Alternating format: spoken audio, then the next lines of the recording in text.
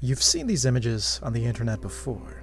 Photos of strangely familiar settings that should seem like regular places, but aren't. As familiar as these images might be, you also can't help but feel a sense of uneasiness. For whatever reason, these somewhat nostalgic images can create a mental state of unrest. These images, or more specifically the places presented in the images, are known as liminal spaces. The word liminal means relating to transitional or initial stage of a process, transitional being a key word in this definition, as the Latin root for the word liminal is limen, limen meaning threshold.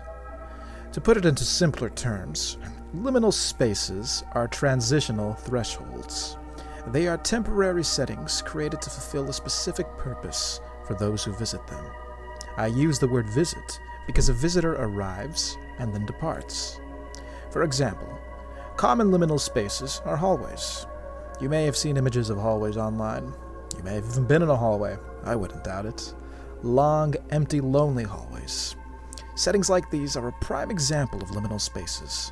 The purpose of a hallway is to get you from one point of a building to another. They are temporary transitional rooms. They're not meant to be occupied for long. Photos like this one. An empty hotel hallway, void of any life. A setting like this can produce uneasiness, as we are there longer than necessary. We are, in a sense, stuck in the threshold. By not transitioning through the hallway to our next destination, the purpose of the hallway is lost. That is the concept of liminal space. And like this example, settings without purpose are also liminal spaces. No matter the time of day, if a space is missing its intended subject to provide it purpose, it becomes a liminal space.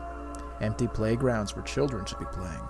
Empty schools where students and teachers should be filling the halls and classrooms. Office spaces and even homes without family and employees and furniture. In these images, they all lack the people and the things that make them what they are. Images like the well-known backrooms.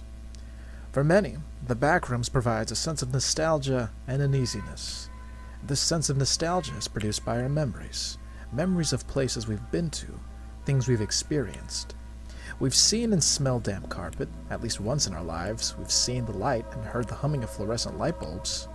Our mind stores these sensations as memories, and it's not until we see something like the backrooms that these memories are unearthed.